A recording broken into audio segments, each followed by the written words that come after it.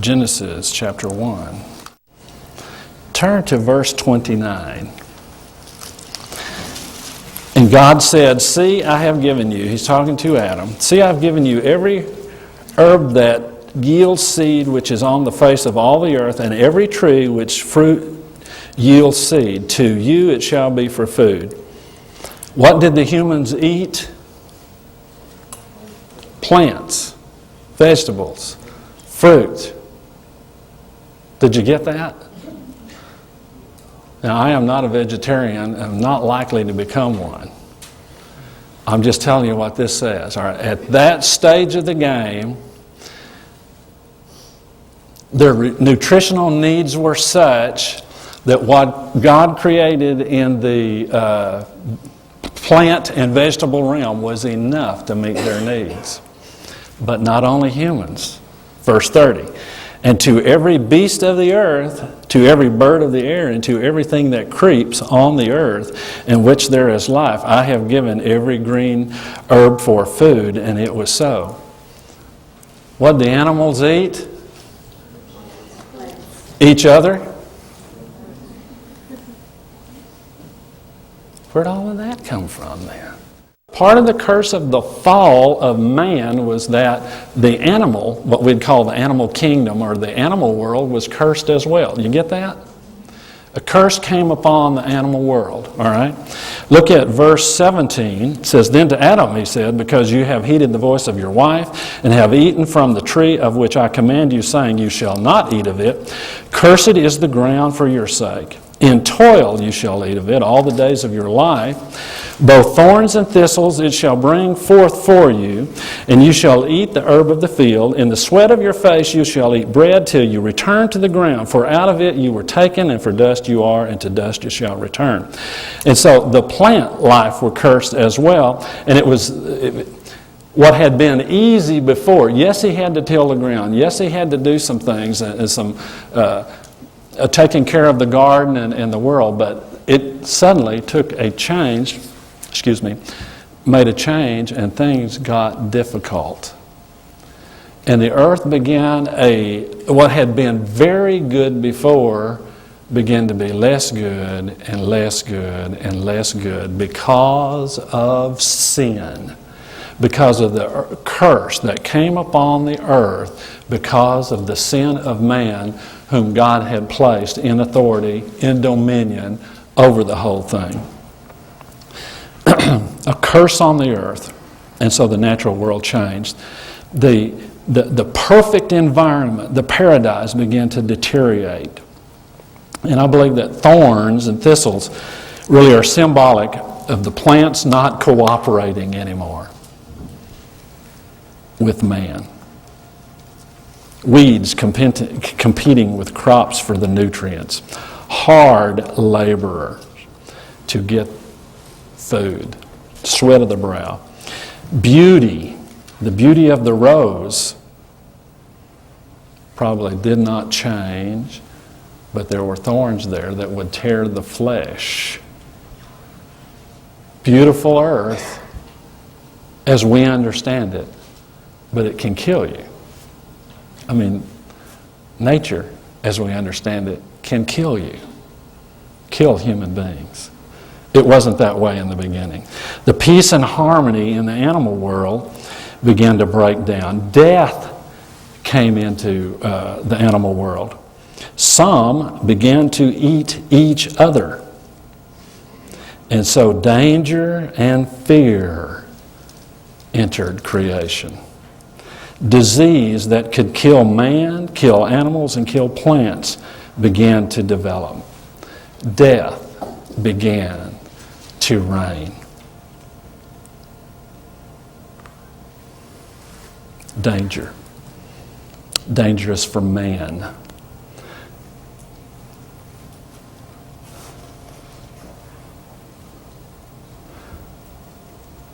There was a Russian circus making a tour through the United States. And it came to a certain area, and they had a beautiful woman who was a lion tamer. You understand what I mean by a lion tamer? she would get in the cage and snap that whip in the chair and all of that. And she had one of these big beasts come, and his trick was he would put one paw on each of her shoulders, and then he'd be nuzzling her. And there was a Lynchburger happened to be in the audience that night, and he yelled, "What's the big deal? That is no big deal." And so the crowd began to take that up, and so the ringmaster was going to defend her, and he got up and said, "Oh yeah, buddy? Well, let's see you do that." And he says, "No problem, but get that lion out of there first." The second law of thermodynamics began to take over. What does that say? All the systems, if left to themselves, tend to become degraded or disordered. So the earth began to wear out. It began to decay and degenerate. Death reigned. Now, I was reading a book by Dennis Lindsay, and it has been estimated that 90% of all life forms, talking about plants, bugs, animals, in that realm, 90% have become extinct since the time of Adam. Think about that. 90% have become extinct.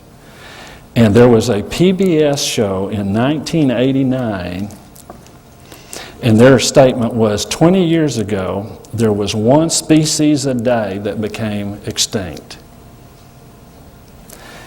And they said on that day of the broadcast in 1989 that they estimated that there was one species per hour going extinct.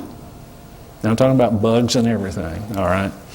So the dinosaur, he may have become simply extinct and died due to the curse. But there was more to come. Turn to Genesis 7. Verse 11, this is the flood. In the 600th year of Noah's life, in the second month, the 17th day of the month, on that day, all the fountains of the great deep were broken up, and the windows of heaven were opened, and the rain was on the earth 40 days and 40 nights. Now, given the earth as we understand it with the canopy and the creation as we understand it from the first week,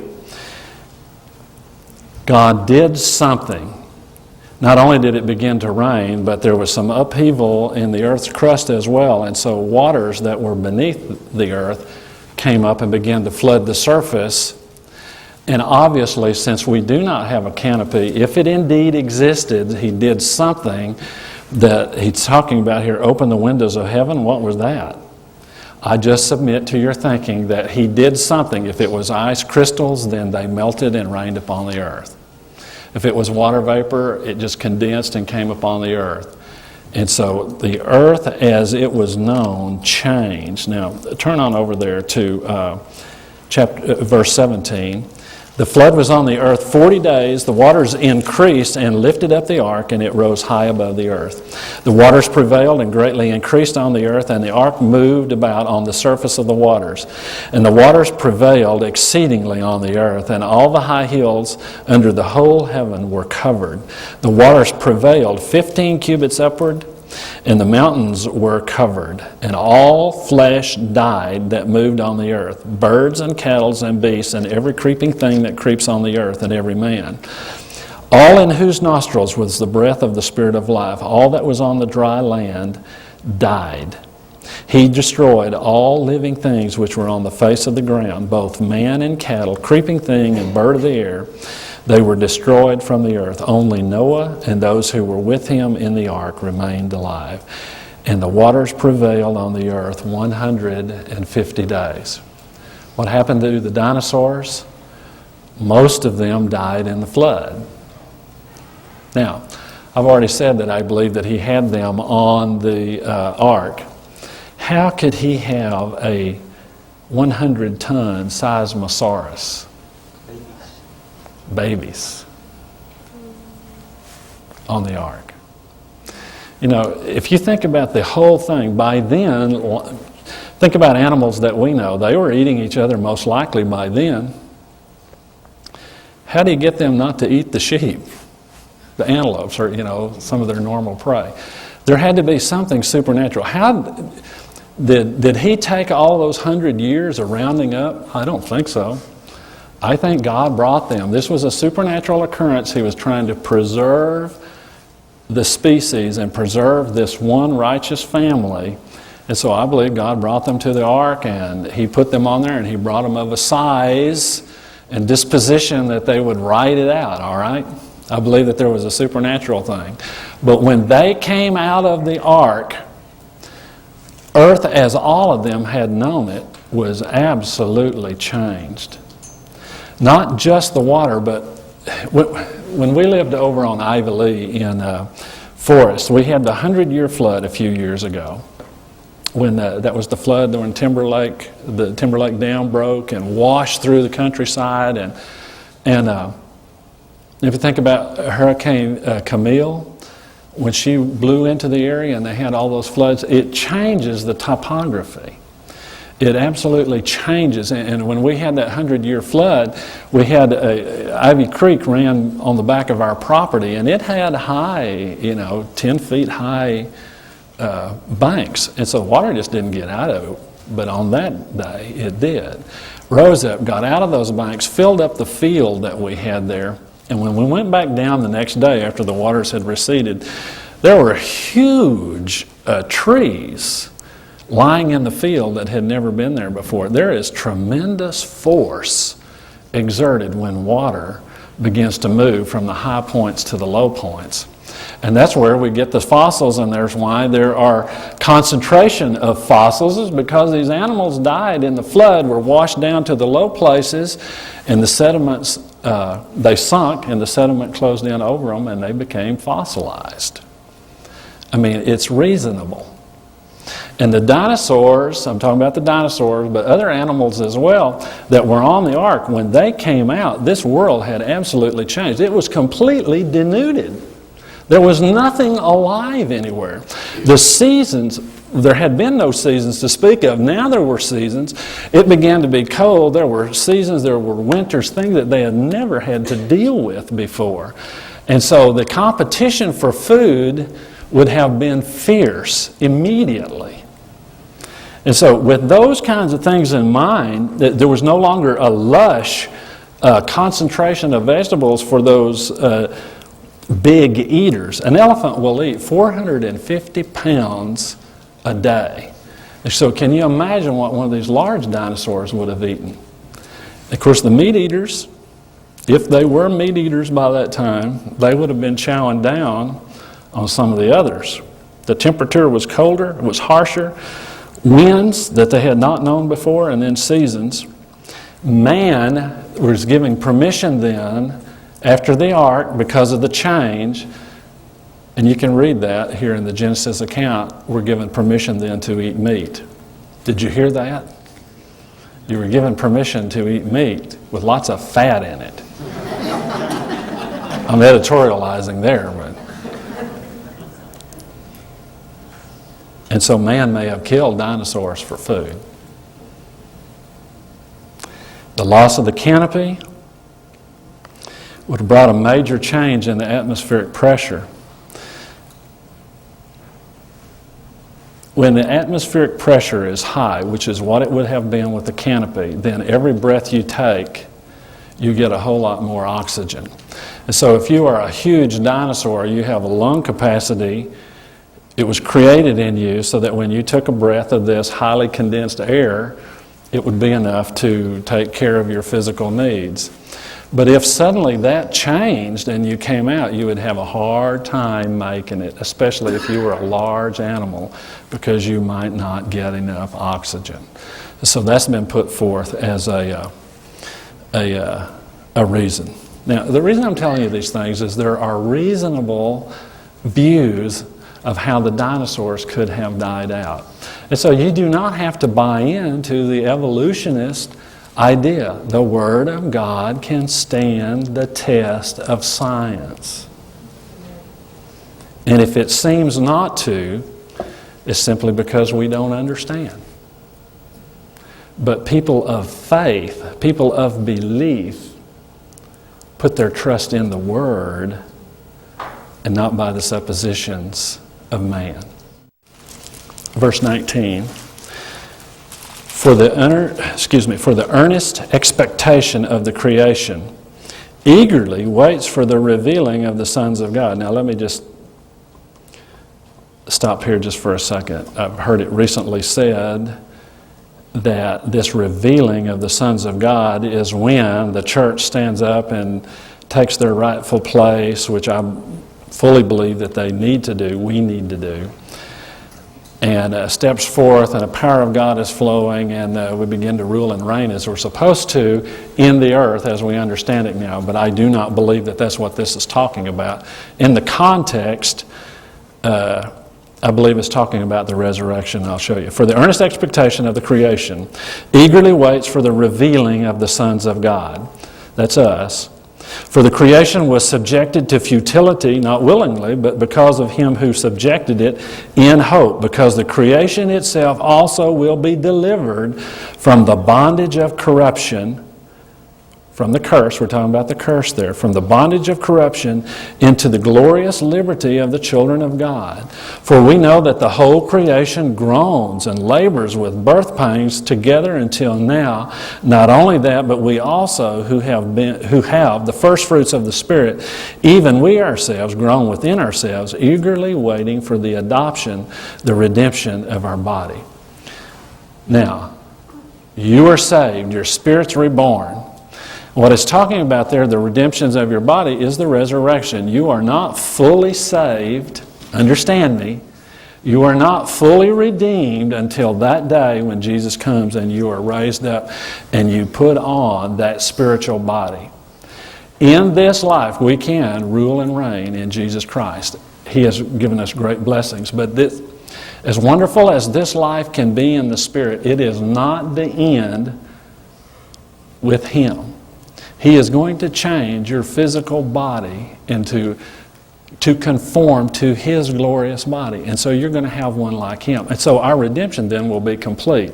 We will be the fully spiritual being that He has created us to be. All right? So that is a future hope that we have. And so the farther you go in Jesus, the longer you serve Him, and you understand your carnality, you understand your sin and the inability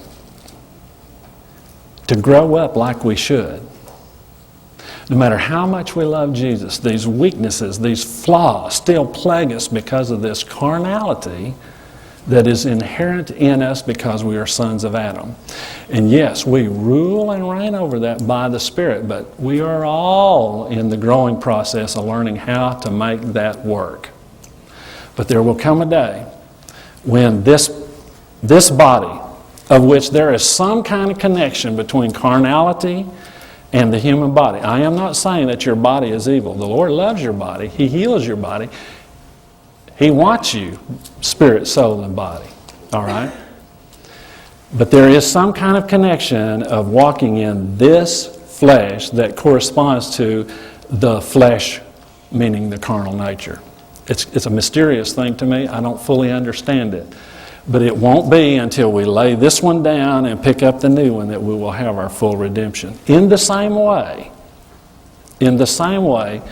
He gives the image of the earth, the cursed nature of being groaning and as if it were alive, having an understanding that there's more. I need to get shed of this curse. I need to be moved over into full redemption.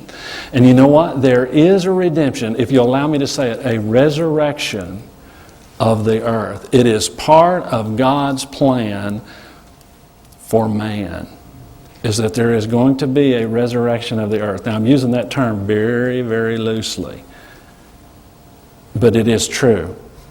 Turn over to Revelation chapter 21. See, we have let's read this first. Revelation chapter 21.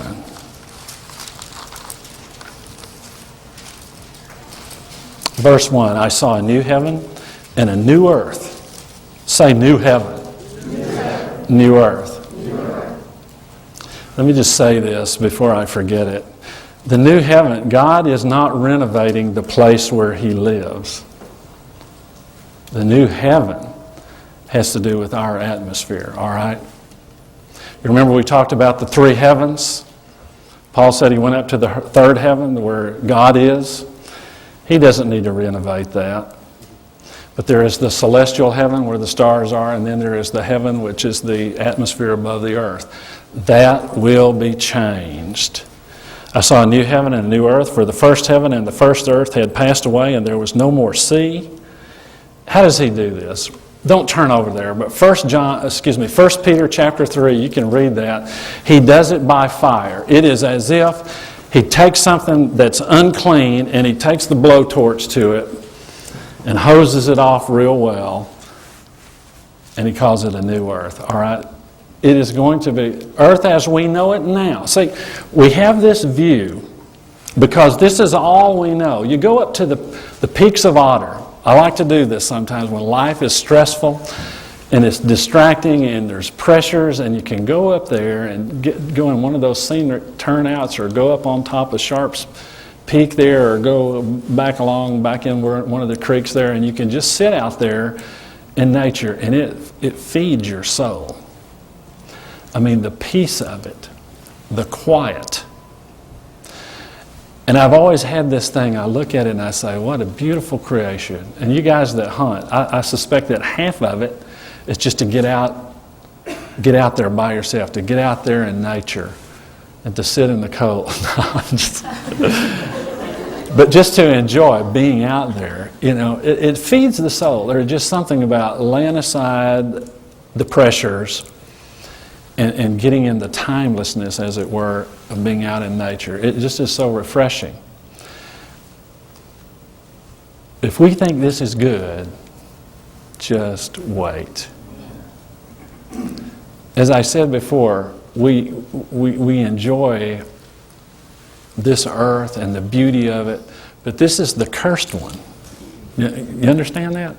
It'll kill you. It'll have a storm. I mean, it'll bite you. It'll drown you. One of these animals will get a hold of you. But there is coming one. Part of your redemption is more than with you personally. There is a part of your redemption when He is going to completely change what we have here. And there is going to be a new earth with a new atmosphere, one that conforms with His holiness and goodness and His extravagance. In other words, there is a redemption coming for this ball, that the curse will be removed from it. And what we had before, in all its wonderfulness, its perfection, its beauty, will be restored back to us. Amen. And it is for us. It was created in the beginning to house man, and it's going to be changed in the end to be a blessing to man. So part of your redemption has to do with nature, not just dealing with your sin, but the curse that is upon the earth is going to be removed. We can't see it.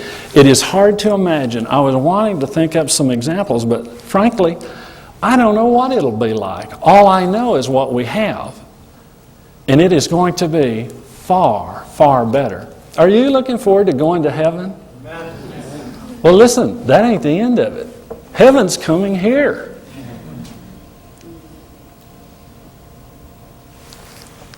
Then I, John, saw the holy city, New Jerusalem, coming down out of heaven from God, prepared as a bride adorned for her husband.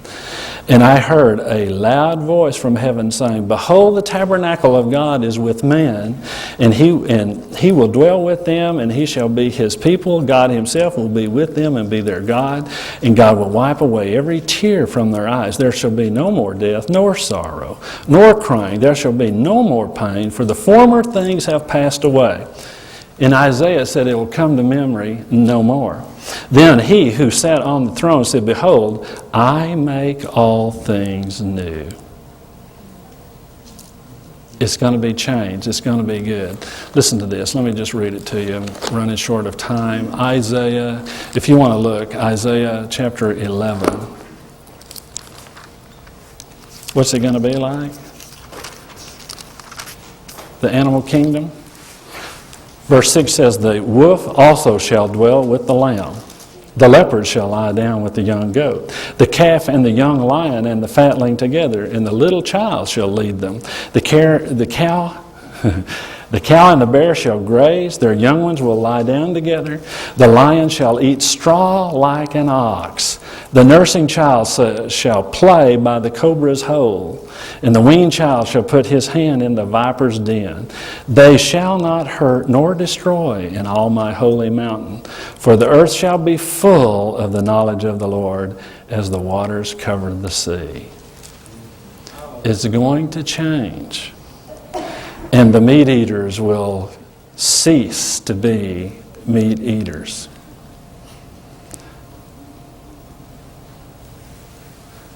And the curse that's up on the earth that keeps it from being the wonderful, lush paradise that God created, He will bring it back to that state. Oh, the riches of our salvation. And that's just on the side of nature and the animals. How much more for you, whom He loves and wants to draw to Himself as a family? I just had this thought, and I don't know the answer. There comes a time when He is going to purge and cleanse the earth with fire. Peter calls it fervent heat, melting the elements. And so He does a recreation process after that, I am assuming, because I don't know. So if there are animals after that who won't be eating each other, the curse will be removed, where do they come from? Is He going to recreate them?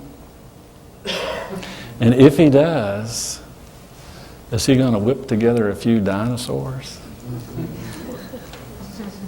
Wouldn't that be cool?